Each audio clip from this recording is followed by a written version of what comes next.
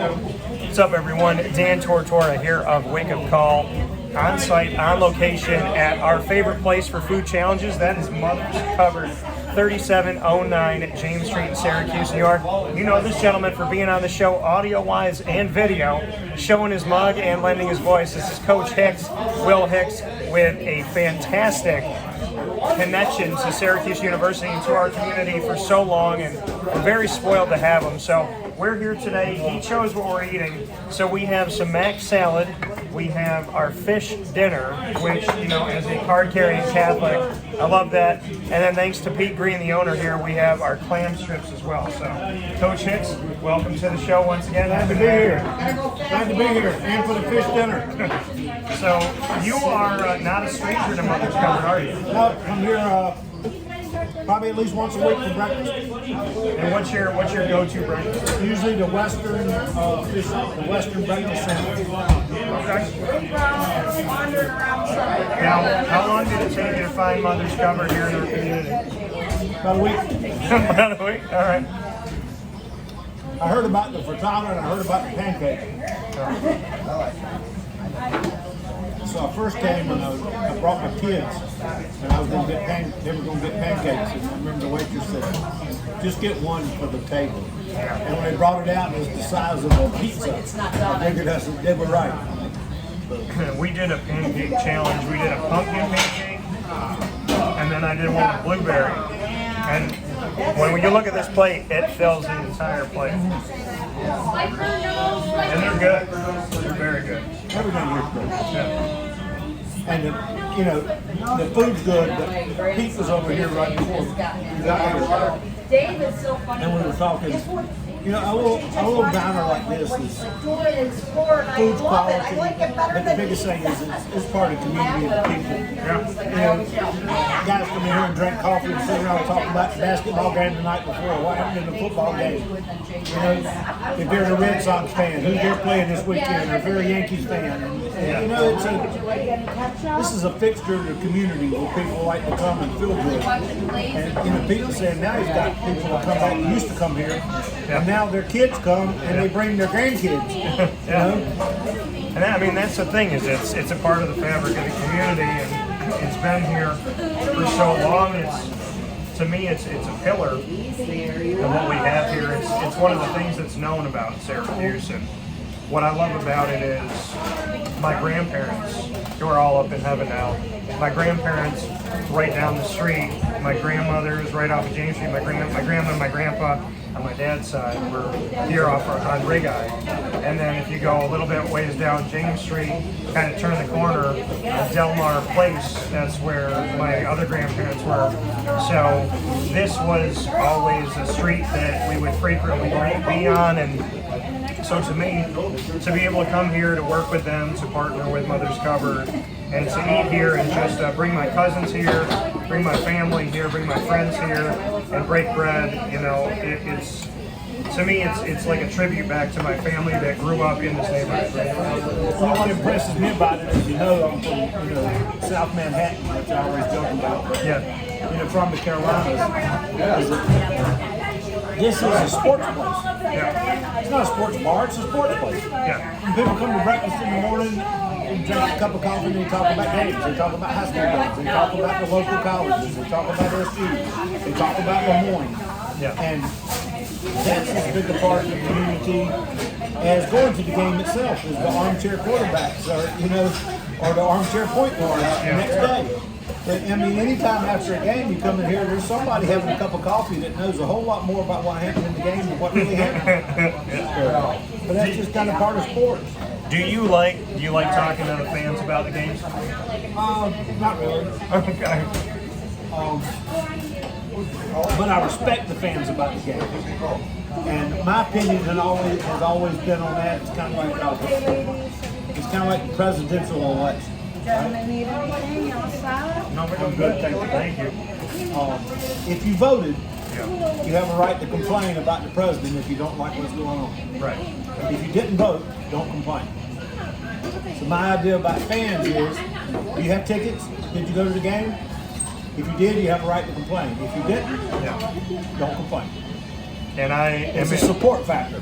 No, and I'm in full agreement of that. I tell people all the time, I said, of all the people, it's weird because there's such a high percentage of fans that want to talk about recruiting.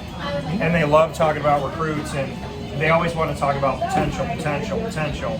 And then once they get here, they don't come see them play. But they always want to know about who's coming in, but they're not necessarily buying tickets. And I said, if everybody that connected with my show or, in general about recruits came to the games, then the Dome would be sold out. And I struggle with that. I also struggle with, well, what were you going to say? Because there's another point to that. What were you going to say? My thought process is it's not, I mean, everybody knows our budgets and all are set on ticket sales. Yeah. But it's not even the financial aspect of it. Is people talk about recruiting, they don't realize when we're recruiting athletes, they notice full stadiums or empty stadiums. They notice support. They notice when you leave. They notice people in the stands, and they want to play to full houses because the energy in a building, the energy in a stadium helps the team. Yeah. And when you recruit kids and you tell them, hey, you're going to play in front of X number of fans every week, and these fans love you, and they're rabid, and that it helps your recruiting. So you want us to recruit better players, be more supportive of the kids we have now, because it shows for the kids in the future. Well, and I think, too, I say this all the time when I'm sitting in the press box. I said, when you see fans leave in the third quarter, right? And one of the things that I had said, and most fans responded and were supportive of it. A couple of people said, it's my money, I'll do whatever I want. But I said, recruits come on visits. They come on visits to games. If a recruit's at a game and they see 30,000 fans in the fourth quarter, there's only 10,000 fans left, and they watch all these people leave, why would they want to come play for you? They go to Notre Dame, it stays packed the whole time. You go to Penn State, it stays packed the whole time. Florida State, when they played Syracuse and beat Syracuse by 56 that first time around in Tallahassee in the ACC, the only fans that left were Syracuse fans. The other 80+ thousand Florida State fans, they stayed, they partied, they cheered, they had a great time. So to me, if you're leaving in the third quarter, you're leaving, well, one of those recruits, two of those recruits, 10 of those recruits are sitting at the bleachers in the Dome looking around going, oh wow, these people, when the fans, when the team's losing, they stop supporting. When the team's winning by 10 in the fourth quarter, they leave then too. So I think it's hard to sell that when people are walking out of the arena. Well, that's a great point, but the other point is too, you don't never know when you're going to miss a classic ending. Right, and Doug Marone said that. Yeah, you never know when you're going to miss a classic ending. He said, I was here when we beat VTech in overtime. Maurice McLean intercepted a pass in the end zone. Game over. Yeah. A couple years ago when the ball got stripped and ran back it, we get into overtime under Coach Baker. Sure, Williams. Yeah. You never know when you're going to miss a classic moment that you don't want to see on TV. You want to be there for it. Yeah. So stick to the end. And Doug Marone had said it a few seasons ago. He had made the statement. They came back and won the game. I think they came back in the second half and then turned things around. And he said, for everybody that left in the third quarter, you missed a hell of a game. I was at NC State when we beat South Carolina with no time on the clock. Yeah. South Carolina had us beat 4-point lead. 1986. Our quarterback was Eric Kramer. Yeah. Played the pros for a long time. Yeah. We had one shot at it. South Carolina jumped off sides. We threw an incomplete pass. Game over. Yeah. South Carolina jumped off sides. Game came in on a defensive penalty. They gave us one more play. No time on the clock. We threw a Hail Mary. Danny Peoples catches it in the end zone. We win. Game over. You'd have left. You've never seen it. Well, I always ask people here, I was like, this isn't Atlanta, this isn't Orlando. Right. When you leave a game early, like, what's traffic going to go from? 15 minutes to 30 minutes? I mean, it's not, Barely. where are you trying to get to? And you're not trying to rush off to get something to eat because Mother's Cupboard's closed at that time. 6 a.m. to 1:30 p.m. daily. So, it's a beautiful thing to be able to to be here in the community and to talk about this. And Coach, you know, you are from the South, you're from the Carolinas, and you stayed so committed to this community, and you've helped so many guys get to the NFL. What's made you stay here? The community itself. You know, I'm still trying to figure out the snow. I'm not a big fan of the weather, but you know, when your airport's closed down, you get 3 inches of snow. Yeah, well, you know, they don't have hurricanes and tornadoes up here like they have in the South. So the only thing we have snow. You can't shovel away a hurricane. At least you can shovel away the snow up here. I said we have the only storms you can play in after the done. But what I really fell in love with up here is the people and the little local places. You know, I'm not a big chain guy. If I'm gonna live local, I'm gonna support local. So I love like all the little local pubs and little local restaurants and local bars and mom and pop kind of places. I really enjoy it. And you know, when Coach P kept coming after me to come here, I thought this was like, oh, it was New York. And he said, just give it a chance. And I came up here and I thought it was going to be, you know, New York City. Sorry, unavailable. No different than where I'm from. It's just where I'm from, we have tobacco, and here y'all have corn. Yeah. But it's a beautiful area. The people are great. That's the biggest thing. I really like the people. And being around the people that you've been around, when you look at the players that you've got to mentor and be there for, I don't want to ask you a favorite because I know there's so many, but what have been some of your favorite stories of guys that got drafted that you helped to train?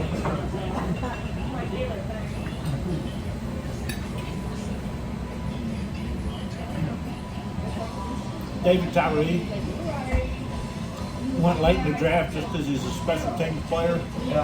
And ended up one of the biggest catches ever in Super Bowl history. Made the Pro Bowl as a special teams player, just on pure work ethic and determination. Now he's doing very well. He does something similar to what you do now. He's got some radio stuff going. And, but, you know, late round draft pick, phone call from him. As soon as it happened. Shamarko Thomas, phone call from him while he was on the phone with Pittsburgh. One of my closest friends.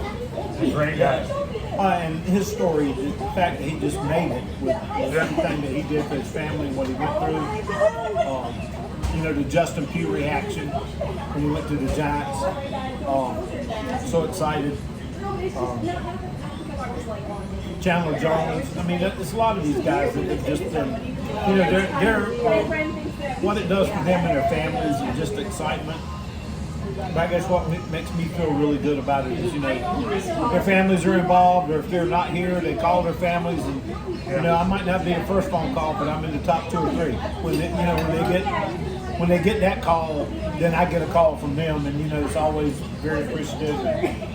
You know, thank you for believing in me, Coach. Thank you for sticking with me, Coach. And those things are why you coach. It's one thing to get on the phone with them in a moment like that, but you said not only do you talk to them, but they call you. What does that mean to you that in that moment where 1 million people are calling them, they take the time to call you? And thank you for what you did. All set, Coach Hicks? That's my All right, honey. Well, obviously, Coach Hicks won the battle.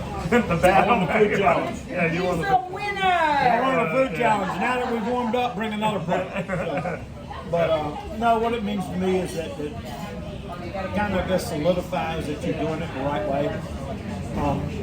You know, everybody knows sets and reps and X's and O's, and those things are very, very important. But you get more response out of a player when you coach the player first. The other part comes, and you know, I got letters by my name and certifications and all these kind of things. But I've always said, you know, players, they don't care how much you know till they realize how much you care. Yeah. So, you know, they don't care how many letters I got past my name. They want to know if I have a true desire to help them get better. And that doesn't always mean make them an NFL player. Yeah. It might mean make that walk-on kid just get a chance to make the bus. Yeah. Get on the dress list. some of those kids might be the hardest working kids I've ever had in the weight room and running program. Just because they want a chance to play. Yeah. You know? Yeah. Some of the talented kids, it comes easy for them. And the ones that work real hard become great players. So it's not necessarily just to how good you become. It's just to be better tomorrow than you were today. You know, I've always had a sign in the weight room, did you get better today? Yeah. Every time you walk out, it's right above the door when you walk out. So you have to answer yourself that question. You don't have to answer me that question. I know, I watched you. Yeah. You have to answer that question to yourself. Did you get better today? Yeah. And you know, I think those things go way past sports. They go past, you know, every day when we wake up, are we going to be better today? You're going to be a better husband, a better father, a better community leader, a better citizen. Just be better today. A little bit. Yeah. I don't have to be dramatic, just a little bit. You know? Yeah. And I ordered a fish dinner today instead of a fish sandwich, so I didn't eat the bread. So I'm better today. you're better today. Yeah. You did better today. You know, and I mean, Coach, as we're here with Coach Hicks, a long-time connection to Syracuse University in our community. Myself, Dan Tortora, here on Wake Up Call inside of Mother's Cupboard, 3709 James Street in Syracuse, New York. And not only the food challenge, but it's really become a breaking bread together special. It's I feel honored that you call me as much as you do, and you let me be involved.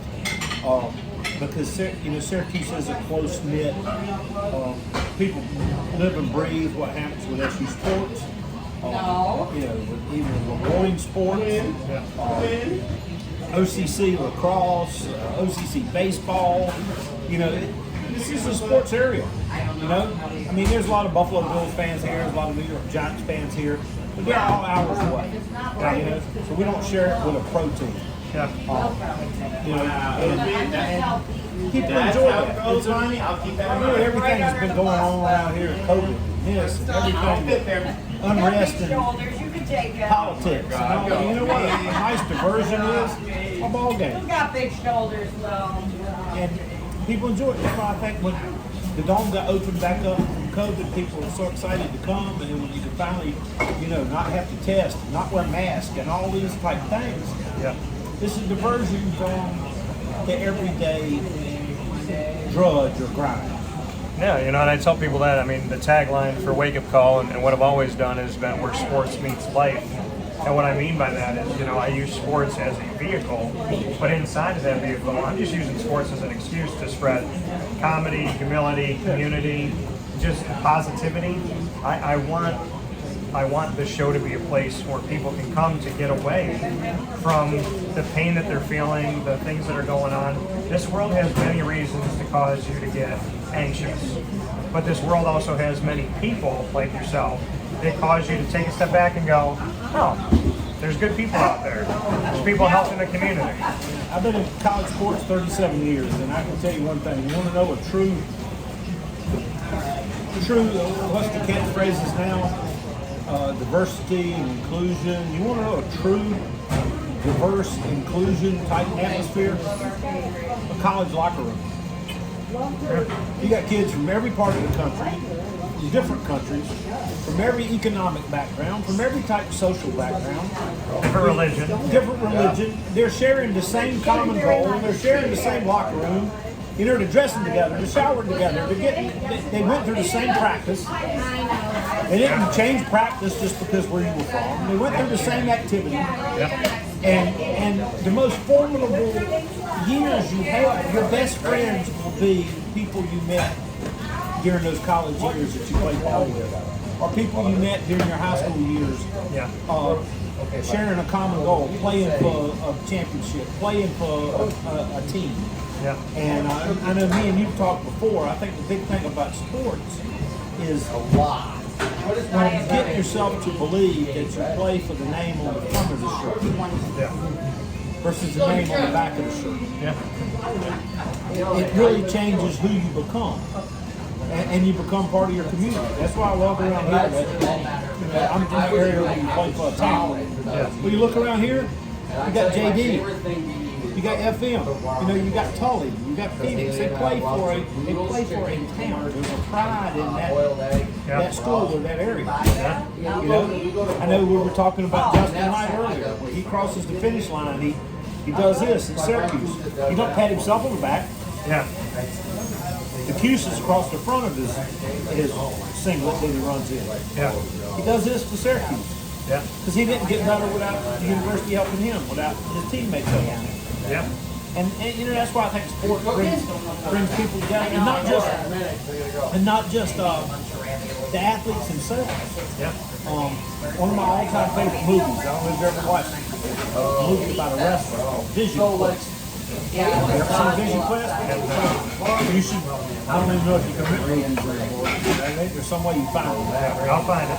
But you gotta find this movie Vision Quest. It's about a underdog wrestler that has to make weight to wrestle his championship wrestler. Yeah. And he works at a hotel as like a room service delivery busboy kind of guy. Yeah.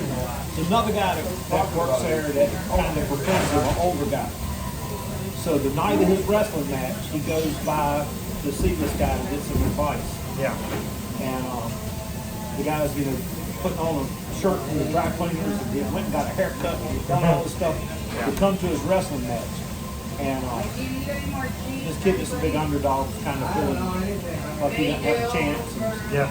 he's kind of like, you don't even have to come. I don't think I'll win and all that, you know. And this big fan that he is tells a story. He goes, it doesn't matter. He goes, I've watched grown people, when he's talking about Pele, he said, I've watched grown people be brought to tears by watching what another human being could do in a game with a soccer ball. Yeah. And it changes everybody's life. Yeah. He goes, I'm going to be at your match for those 7 minutes regardless of what happens, because it changes people's lives. It's a great movie. Everybody should watch Vision Quest. I think one, going off of football, that I love, that I was thinking about when you were saying that, is a movie with Kevin Costner called Draft Day. Oh, great movie. And I own it, and I will watch it when it's on television, but I'll never forget that note where he had the name of the player no matter what. And he had already made the decision that this is who I'm drafting. And I still say to this day, it's the best, since the Browns came back in '99, it's the best Browns draft that never happened. Great movie because there's parts of it kind of based on, so the GM for the Cardinals, Steve Keim, Yeah. I recruited him out of high school. He played for me at NC State, and he was my assistant strength coach. And some of the things in that movie are based off some of what Steve did as a young GM at the Cardinals. And so I always watch, every time I watch that movie, I call Steve. I said, it really happened that way? Yeah. He said, the whole story's not about our stuff, only parts of it. Yeah. But you mentioned Kevin Costner. So, I mean, sports movies. Everybody asked me, the best sports movies. And people say Crazy James, Rudy, and all that. Maybe the best sports movie is For the Love of the Game. You ever seen that one with Kevin Costner? That's one that I have. That is one that is in my ownership. So For the Love of the Game. Yeah. And you know, it's not the storyline in the movie. Yeah. It's just how, you know, he's pitching the perfect game, and it goes through. And at the very end, when he decides to step away, and he sends the ball with a note written on it to the owner, and he steps away for the love of the game. So when I first left football, I'm doing Olympic sports in Syracuse. And I've got a poem that's about the love of the game. So I'm with our women's rowing team. We're going to NCAA. So I took and made copies of this little poem for the love of the game. Yeah. Put it in an envelope, put a little note on each one, and put it in every girl's seat on the way to the game, to the regatta, the rowing. And you know, the kids did well that weekend. But a couple years later, I got a note from one of the athletes on that team, the girls on the rowing team, that said she still has that pinned up on the bulletin board, and she looks at it all the time for the love of the game. You know, even if there was a lot of people there to watch it, you can't hear them. Yeah. I mean, they're out there in the water by themselves rowing against a clock. Yeah. You know, And they're not doing it for the accolades, they're not doing it for the TV, they're not doing it for the fans in the stands. You know, it's for the love of the game. So that's why I think that Kevin Costner movie touches me a little bit, because real competitors care less about anything except the game itself. Yeah. And what the game means to them. And I mean, you've heard a lot of people say they can never give back to the game what the game did to them. And it's not professionals, it's not for the amount of money, it's not for that. Yeah. Like I say, it could be for that walk-on that you got to dress, like the Rudy movie. You got to dress for one game. Yeah. You know? It could be for all these stories you see in different high school kids and kids that got some issues and this and that, and that school allows them to get a snap in or a play in or go in and take a shot. Yeah. Because it changes not just that individual, it changes the people that are involved in allowing that to happen. Yeah. Yeah. And that's something that sports or drama or music or something that somebody decides to get involved in, Yeah. and they do it to the best of their ability, can change people around them and themselves for the good. Yeah, I mean, and it's not just the players, it's not just the coaches. Being a broadcaster and working in multimedia and sports and running my company, I get to meet people like yourself, and I tell people all the time, I'm like, I feel so grateful, you know, and I never thought in a million years, but I'm 18 years into being a broadcaster, and we've had over 3,000 people on the show. And I can go back and say, this person, you try to, like, you remember things and how people made you feel and what they did for you and what they said. I feel like sports, even though I'm not out there playing on the field or the court, it's giving back to me all the time. It's allowing me to make the world smaller. It's allowing me to tell stories. It's allowing me to see people succeed. And every time somebody does, it gets me emotional. It gets me excited. When I see a coach do something incredible, I'll never forget Jay Brown when he got drafted in the 3rd round by the Giants. I was in my grandma's old house over here on Rig Eye, and I was in her home. She had passed away, and I was living there, and so I was in the kitchen, and I called him, and he answers the phone, and I'm thinking in my head, like, he's not going to answer. He's busy. But I would like to. You hope you build relationships, and you don't know until you know. And he answers the phone, and I was like, Jay, and he just said, he goes, we did it, baby, we did it. And then I was talking to him, and you could hear him smile, and he was like, I know. And we were talking about everything, and I was like, dude, this is a great moment. Like, I know your phone's blowing up, I know you're busy, but, like, thank you so much for answering the call. And he said again, he's like, we did it, baby, we did this. And to this day, when I call Jay to be on the show, what do you need, Dan? When do you need it? Oh, he's a class act. But it's moments like that. And if you know his story, I mean, we offered him late in July. He had no offers. Yeah, he had one offer at the end of everything. He played in that All-Star game, the Boomer Esiason All-Star game. That's the Brooklyn All-Stars versus like the rest of the Long Island All-Stars in the summer. Yeah. And blew that whole game up. And Coach Alsamo, Yeah. who was with Coach Marone's staff, who had been the head coach at Nassau Community College up there, happened to be at that game, and we offered him, and he came right there. And ended up being a great player for us, a 4th-round draft pick, and I think he played 5 or 6 years in the league. Yeah, he played a lot of time with the Giants, went on to play with New Orleans, but you know, it's incredible to, like, sports, whether you're a broadcaster, you're a fan, you're a coach, you're strength and conditioning, you're a player, whatever it is, like, you get a parent, a brother, a sister, the game will change you if you let it, and it makes you a better person. Like, my world, when I see the world, how crazy it is and everything that's going on and the negativity, what always brings me back, besides my faith, is knowing a lot of great people. And I know a lot of great people because of sports.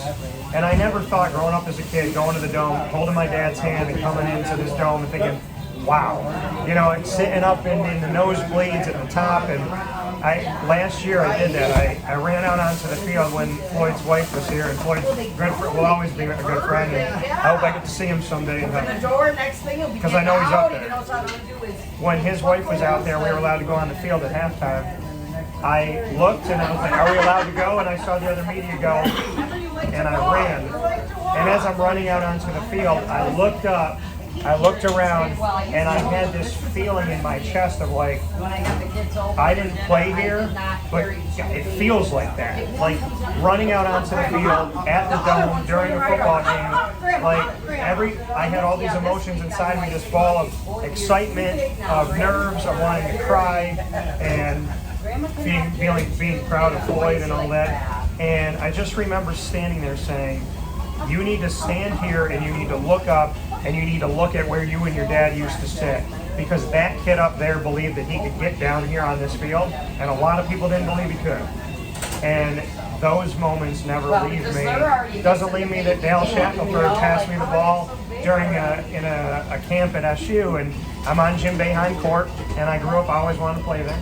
And the ball bounced once, hit me, and I was right by the foul line. I dribbled. I went to the right side of the foul line. I turned around. I shot a fadeaway, and I said, I don't care how many shots I made. I have to make this shot. I made it, and I looked at Dale, and I said, now they have to change your stat books. You got one more, and Dale's one of my closest friends now.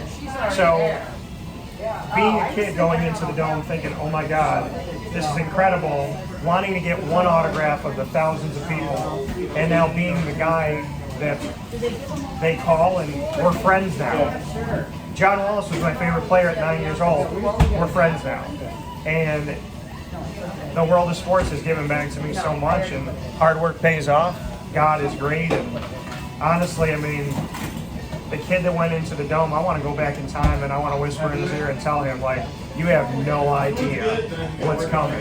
And I'm eternally grateful to sports because it's changed my life. I wouldn't know you without it. Well, so, you know, I feel the same way.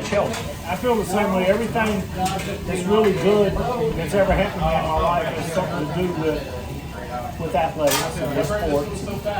And I still remember, you know, my kids are, you know, the most precious things I have. And, you know, my daughter, world's biggest fan, and she's got so many great memories of just being with athletes I coach. Eric Kaiunitis, when he played here, when we upset Virginia Tech in overtime, my youngest, Carson, who played college football, rides off the field on Eric Kaiunitis' shoulders. You know, my middle son, Connor, when we were going to the NCAAs up here to win the national championship, you know, out on the court, guys were shooting free throws. He's catching Jerry McNair free throws and throwing them back to him. And then the Texas Bowl with Coach Schaefer, because Wolf, his son, he's a college football coach now.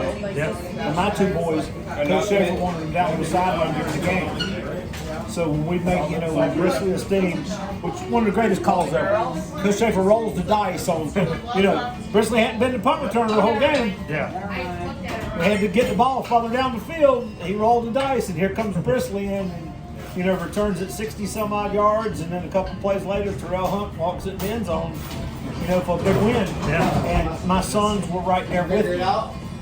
And my daughter was up with our coaches' wives, and you know, those kind of moments I can never take away.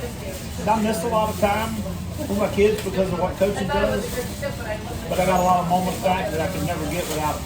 So that coming from Coach Hicks, Coach, we could stay here forever. Yeah, we could tell stories forever. I'm a good story. I can tell stories forever. And we will have many stories to tell. For now, from Mothers Covered on 3709 James Street in Syracuse, come out and see them daily, Monday through Sunday from 6 a.m. to 1:30 p.m. And obviously support Coach Hicks at Syracuse Athletics. And of course, I'm Dan Tortora. We need a shout out for Pete. Hi. And we shout out Pete Green and all the work that she's done. And Thank you, guys. Appreciate that. Thank Always. you for everything. Wonderful breakfast. I come here all the time, but I can't even finish a pancake by myself. So we look forward to seeing you out here, and we thank you for people like Pete Green in our community that make it what it is and make us happy to support local. Yeah. Talk to I you soon. appreciate it.